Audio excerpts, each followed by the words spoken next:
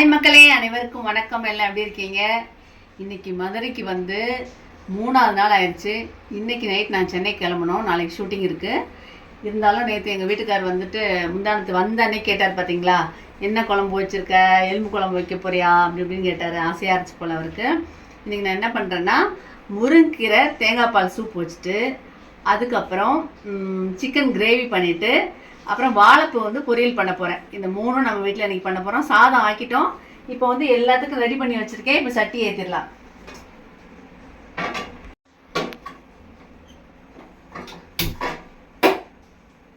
சட்டி காயட்டும். இங்கே ஒரு சட்டியை போட்டுடலாம்.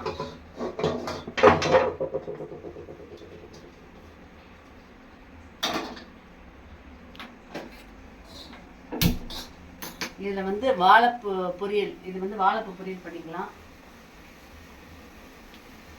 ரெண்டு காயட்டும்.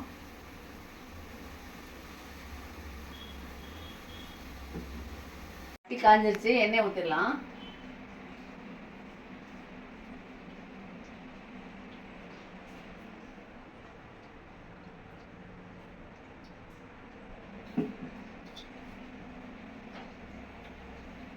இப்போ முருங்கைப்பூ வந்து பொரியல் பண்ண போகிறோம். இதில் வந்து முருங்கைக்கீரை சூப் வைக்க போகிறோம். சரிங்களா? காஞ்சிச்சு. இப்போ முருங்கைக்கீரை சூப்புக்கு நம்ம சட்டி ஏற்றிருக்கோம்.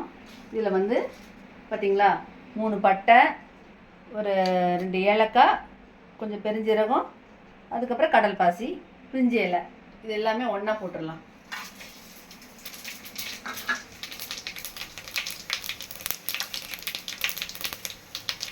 கொஞ்சமாக கருவேப்பிலை. இப்போ அதுக்கு வந்து பச்சை மிளகாய், பெரிய வெங்காயம் ஒரு 3 எடுத்து வச்சுருக்கேன்.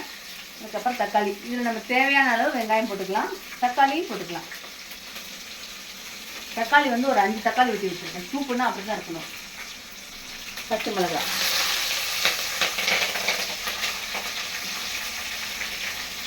வெங்காயத்தை போட்டுக்கலாம்.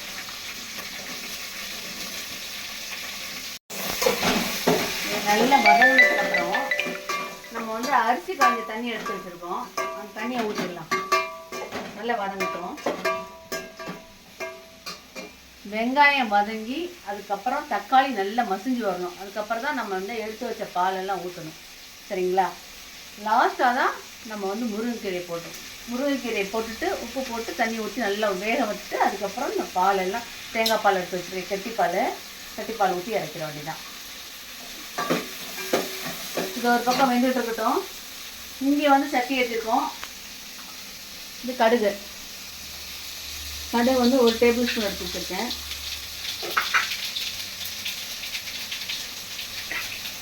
காஞ்ச மிளகாய்,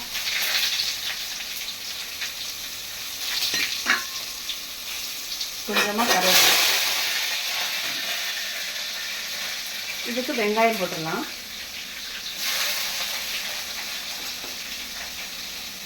இது வந்து வாழைப்பூ பொரியல் நல்லா இருக்குங்க, சூப்பராக இருக்கும். வாழைப்பூ வந்து நல்லா வெட்டி தயிர் ஊற்றி வச்சுருக்கேன். இது அப்படியே அதில் போட்டுருவோம்.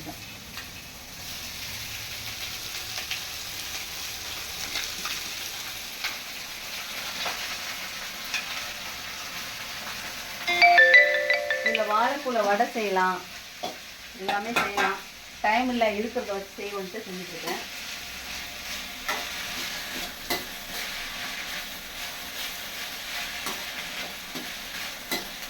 நல்லா பொடிசாக அறுத்துட்டு வாழைப்பூ வந்து நல்லா வதக்கிட்டு அதுக்கப்புறம் லாஸ்ட்டாக தேங்காய் பூ போட்டு இறக்கணும். இப்போ கொஞ்சமாக தண்ணி தெளிச்சிக்கலாம்.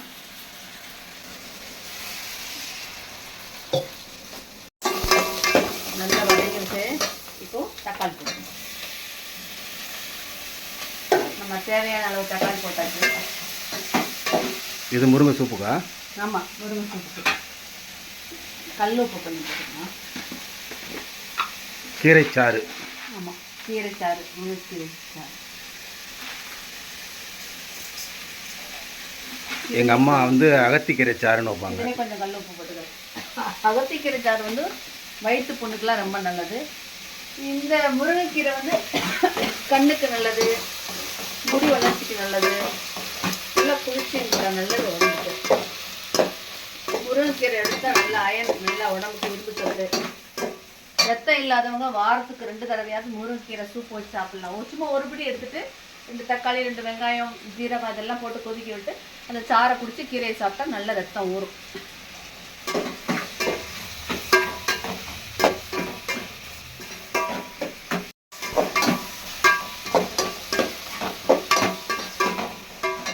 இந்த சூப்புக்கு வந்து கொஞ்சம் இஞ்சி பூண்டு பேஸ்ட் போட்டுடலாம்.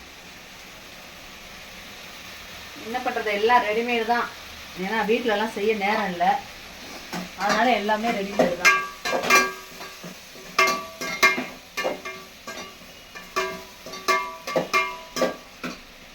தக்காளி வந்து நல்லா மசிஞ்சு வந்தால் தான் நல்லா அந்த சாரெல்லாம் இறங்கி சூப்பு நல்லா டேஸ்ட்டாக இருக்கும்.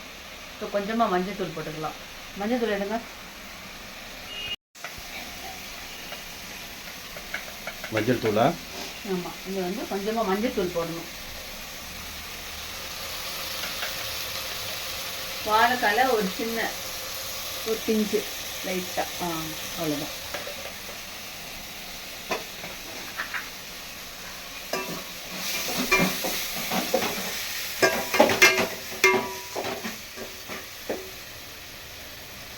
இப்போ நம்ம அரிசி களைஞ்ச தண்ணியும் தேங்காய் பால் வந்து தண்ணி பால்னு சொல்லுவாங்களா, ரெண்டுமே சேர்த்து எடுத்து வச்சுருக்கேன். இது இதில் ஊற்றிடலாம், சூப்பில் ஊற்றிடலாம்.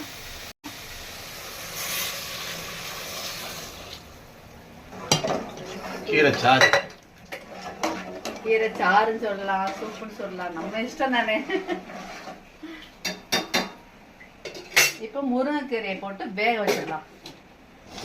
முருங்கைக்கீரை பார்த்தீங்களா நல்லா கொழுந்தா இருக்கு. மரத்துலேருந்து அப்படியே பறிச்சுட்டு வந்தது. எல்லாம் க்ளீன் பண்ணி வச்சிருக்கேன். பூவோட இருக்கு.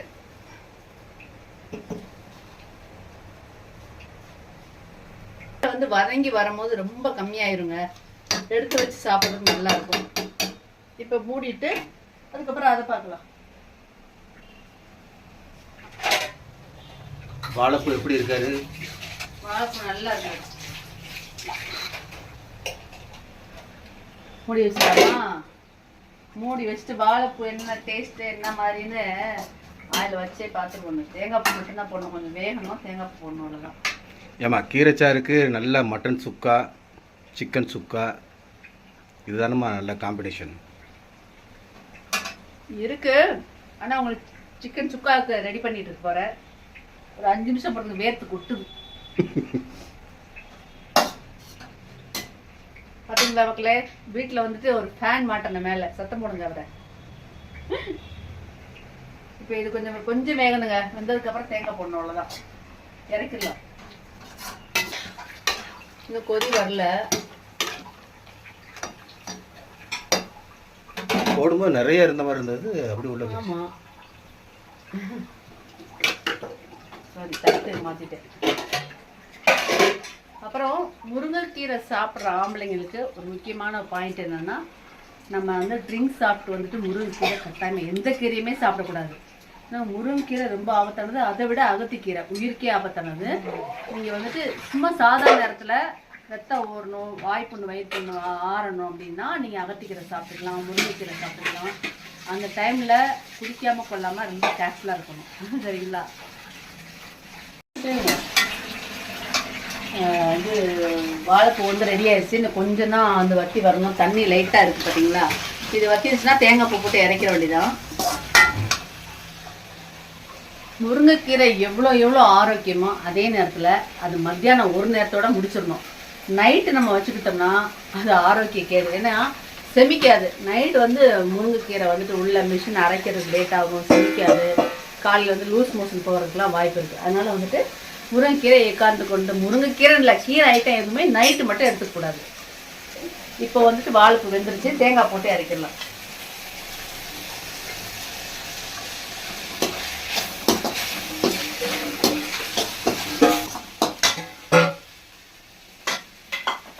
வாழைப்பூ ரெடி ஆயிடுச்சு, ஆஃப் பண்ணிட வேண்டியதான். இப்போ இந்த மாதிரி கீரை சூப்பு வச்சா வாழைக்காய் வறுவல், உருளைக்கிழங்கு வறுவல், அப்புறம் சிக்கன் 65, இல்லைன்னா கோழி வந்து சுக்கா வறுவல் வச்சுக்கலாம், இல்லை கிரேவி மாதிரி வச்சுக்கலாம். நான் இன்னைக்கு கிரேவி மாதிரி வச்சு தான் எங்கள் வீட்டுக்காரர் கொடுக்க போகிறேன். சரிங்களா? வாழைப்பூ ரெடி ஆயிடுச்சா? ரெடி ஆயிடுச்சு. கிண்ணத்தில் மாற்றிட்டோம். நெக்ஸ்ட் வந்து கிரேவி பண்ணணும். இப்போ கீரை வந்துருச்சான்னு பார்க்கலாம்.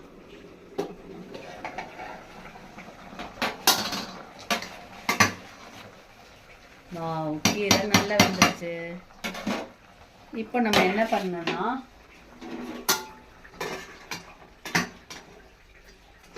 இன்னும் ஒரு 5 நிமிஷம் வேகட்டும். தக்காளிலாம் பார்த்தீங்களா நல்லா மசிஞ்சு வந்துருச்சு. தக்காளி தோல் மட்டும்தான் இருக்குது. இன்னும் ஒரு 5 நிமிஷம் வந்துச்சுன்னா அந்த சாறு நல்லா இறங்கி வந்துடும். கொஞ்சம் ஸ்பீடு வச்சுக்கணும்.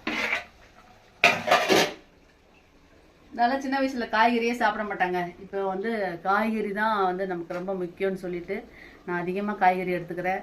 சாதத்தையும் குறைச்சிக்கிறேன். உடம்பு ரொம்ப வெயிட் போட்டுருச்சா, கொலஸ்ட்ரால் இல்லாதபடி ஒரு மனுஷன் பார்த்துக்கிட்டா, சுகர் இல்லாதபடி பார்த்துக்கிட்டா, ப்ரெஷர் இல்லாதபடி பார்த்துக்கிட்டாலே நம்ம ரொம்ப ஆரோக்கியமான மனிதர்கள். சரிங்களா? இப்போ இது ரெடி ஆயிடுச்சு. அடுத்து நம்ம சிக்கனுக்கு போகலாம். சரிங்களா? நல்லா வெந்துருச்சு. இப்போ வந்து நம்ம பாலை ஊற்றிடலாம். கெட்டியாக வந்து தேங்காய் பால் எடுத்து வச்சுருக்கேன். இதை வந்து சிம்மில் வச்சுட்டு அப்படியே ஊற்றி கொதி வர்றதுக்கு முன்னாடி இறக்கிடணும்.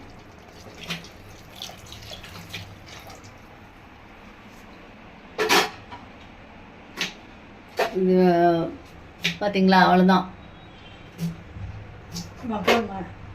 இந்த வரேன்.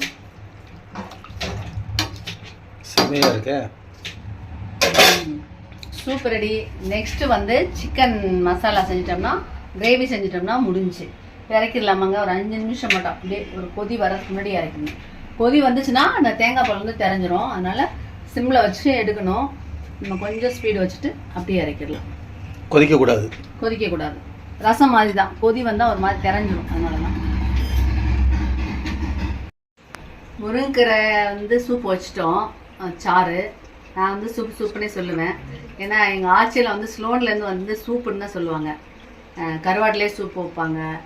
எல்லா வகையிலையும் வந்து சூப்பு வச்சு பழகுறதுனால சூப்புன்னே வாயில் வருது. இதோடைய சாறு தான் நம்ம இங்கே மதுரை மற்ற பக்கங்கள்லாம் வந்து சாறு, முருங்கைக்கீரை சாறுன்னு சொல்லுவாங்க. இந்த சாறு வந்து எப்படின்னா, ஒரு 2 பெரிய பெல்லாரி வெங்காயம் எடுத்துக்கோங்க.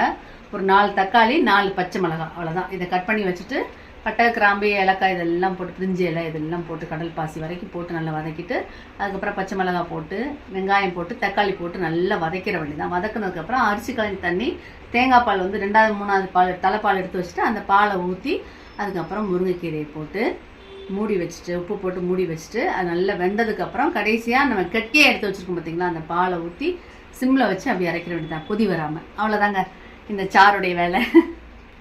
எண்ணெய் ஊற்றிடலாம்.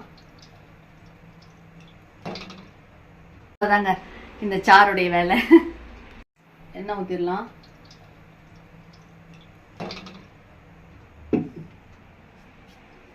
எண்ணெயும் காஞ்சிருச்சு. இப்போ பார்த்தீங்களா, 2 கிராம்பு, 4 கிராம்பு, பட்டை, பிரிஞ்சி இலை, பெருஞ்சீரகம் இதெல்லாம் எடுத்து வச்சுருக்கேன். இது எல்லாமே ஒன்றா போட்டுடலாம்.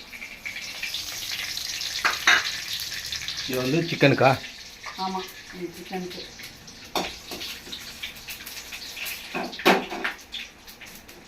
இப்போ வெங்காயம் போட்டுடலாம்.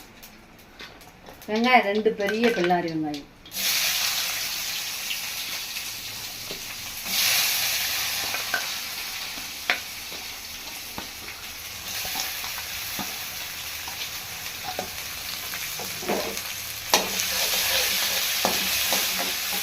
இப்போ வெங்காயம் போட்டாச்சு. கருவேப்பிலை போட்டுடலாம். கருவேப்பிலை நல்ல மணமாக இருக்குங்க. வேறு எந்த ஒரு சமையல் செஞ்சாலும் மெயினாக கருவேப்பிலை நம்ம சேர்த்துக்கணும். ஏன்னா ஏதாவது ஒரு இலை 2 இலையாவது பசங்க சாப்பிடாட்டியும் உள்ளே போயிடும். அது வந்து முடி வளர்ச்சிக்கு நல்லது. இப்போ பார்த்தீங்களா, வெங்காயம் வந்து நல்லா கண்ணாடி பதத்தில் வந்துச்சு. இஞ்சி போட்டு பேஸ்ட் போட்டுக்கலாம்.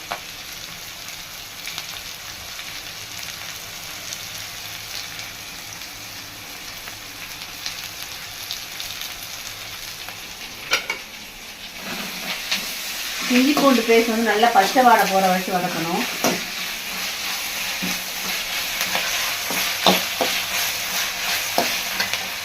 இதுக்கப்புறம் தக்காளி போட்டுக்கலாம்.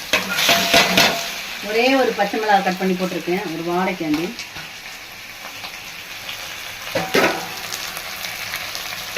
இந்த தக்காளி வதங்கணும்னா கொஞ்சம் கல் உப்பு போடணும், அப்போ தான் சீக்கிரமாக வதங்கும். கொஞ்சமாக மஞ்சள் தூள் போட்டுக்கலாம்.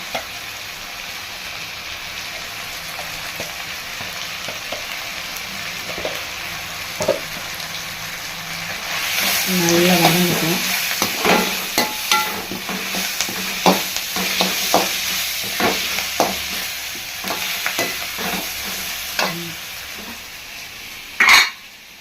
இந்த வதங்கிட்டுக்கிட்டோம். இப்போ பார்த்தீங்கன்னா அடிக்கடி நான் கோழிக்கறியெல்லாம் வந்துட்டு எடுக்கவே மாட்டேன். வீட்டில் என்ன இருக்கோ அதை வச்சு தான் சமைக்கிறது. இன்றைக்கி வந்ததுலேருந்து உங்களுக்கு தெரியும் நல்லா சரியான வேலைகள் எனக்கு. இன்றைக்குமே இருக்கிறத வச்சு தான் ஆக்கிட்டு இருக்கேன். நல்லா திருப்தியாக சமைக்கணும்னா 4 நாள் 5 நாள் லீவில் வரணும். அப்போ தான் பார்த்து நிதானமாக எல்லாம். இன்னொன்று சமையல் இடத்துல வந்துட்டு மிளகாப்பொடி குழம்பு பொடி இல்லைன்னு சொல்லியிருக்காரு. அது செய்கிறது கூட நேரம் இல்லை. இன்றைக்கி நைட்டு கிளம்புறதுனால அதெல்லாம் செஞ்சுட்டு நான் சமைச்சேன்னா இன்னும் சூப்பராக இருக்கும். வதங்கிடுச்சுங்க. இப்போ கறியை போட்டுடலாம். இது எவ்வளோங்க கறி? 3/4 கிலோ. அப்படி போட்டுருவா. தம்பி கொஞ்சம் 60 எடுத்து வச்சுருவா. அப்படி போடுறேன்.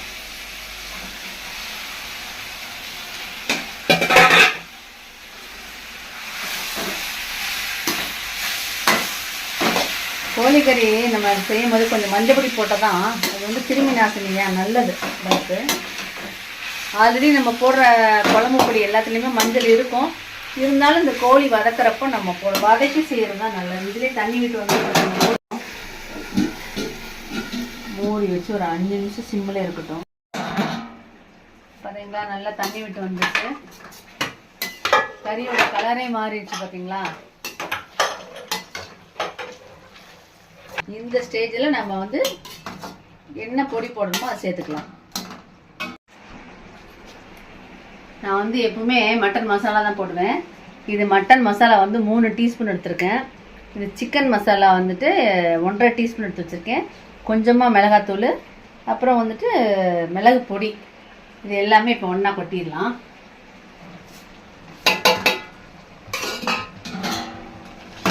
ஏற்கனவே உப்பு போட்டோம். இந்த வெயிலுக்கு ரொம்ப காரம் சேர்க்கறது இல்லை, கொஞ்சமாக தான் நம்ம பண்ணிக்கணும்.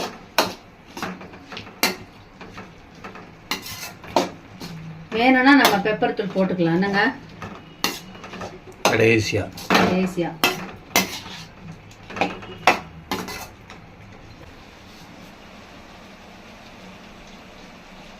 சூப்பராக வந்துருக்குங்க. தனி மிளகாத்தூள் மட்டும் கொஞ்சமாக போட்டுக்கணும். உரப்பு இல்லை. ஆமாம், இப்போ தான் வெயிலுக்கு உரப்பு சேர்க்க மாட்டேன். ரொம்ப உரப்பு இல்லை, காரம் கம்மியாக இருக்குது.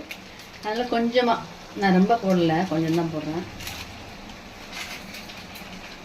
கொஞ்சமாக மட்டன் மசாலா. அவ்வளோதான், உடஞ்சி கிரேவி. இது தண்ணி விட்டு நல்லா எண்ணெய் விட்டு தண்ணியெல்லாம் வற்றி எண்ணெய் விட்டு வரணும். அவ்வளோதான். மூடி வச்சிடலாம் ஒரு 5 நிமிஷம். சிம்மில் வச்சிடலாம். ஓகே மக்களே, இப்போ வந்துட்டு நம்ம என்னென்ன வச்சுருக்கோம். முருங்கைக்கீரை சாறு வச்சுருக்கோம், வாழைப்பூடைய பொரியல் வச்சுருக்கோம். இப்போ பார்த்தீங்கன்னா சிக்கன் கிரேவி பண்ணிட்டோம், சாதமும் ஆக்கிட்டோம். எல்லாம் ரெடியானா சாப்பிட வேண்டிய வேலை தான். சாப்பிடலாமாங்க? ரெடியான சாதம் ரெடி. சாதம் வச்சாச்சு. வாழைப்பூ பொரியல்.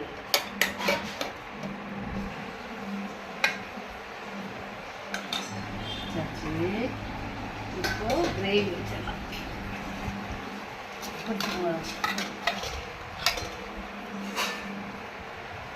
சிக்கன் கிரேவி வச்சாச்சு. ஏன் இதெல்லாம் சைட் பிளேட்டில் வைக்கக்கூடாதா? தனித்தனி பிளேட்டில் வச்சா இந்த சாறு ஊற்றும் போது இந்த கோழி கிரேவியோட சாரும் இது சேர்ந்து வந்து சாப்பிடணும். சூப்பராக இருக்கும். ஆமாம், பெரிய தின்னுகட்ட குடும்பமாக இருக்கும். இங்கே வந்து அந்த கீரையை வந்து தனியாக அப்படி அரிச்சு வச்சிடணும். அதுக்கப்புறம் இந்த சாறை மட்டும் ஊற்றணும்.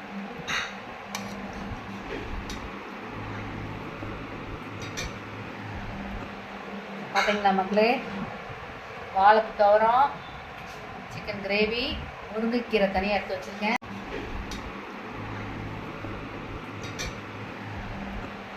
பார்த்தீங்களா மக்களே, வாழைப்பு துவரம், சிக்கன் கிரேவி, முருங்கைக்கீரை தனியாக எடுத்து வச்சுருக்கேன், முருங்கைக்கீரை சூப்பு. இது வந்து நிறைய ஊற்றணும், கொஞ்சமாக ஊற்றினா நல்லா இருக்காது, நிறைய ஊற்றி நல்லா பிசைஞ்சு சாப்பிடணும். நாங்கள் அப்படி தான் சாப்பிடுவோம். ரசம் ஊற்றி குடிப்போங்க, அந்த மாதிரி சாப்பிடுவாங்க. நல்லா மணமாக இருக்குது.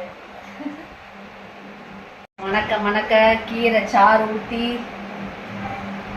சிக்கன் கிரேவி வச்சு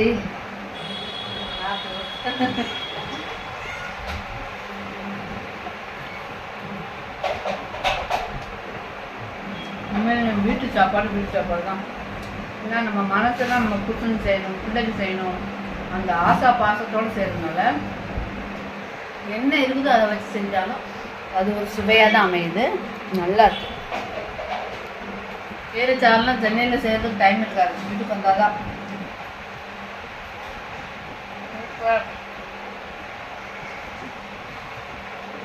ஓகே மக்களே, அடுத்து இன்னொரு நல்ல எனக்கு தெரியாத சமையலை படிச்சுட்டு உங்களுக்காக அந்த டிஷ் போடுறேன். பாருங்கள், ரசிங்க.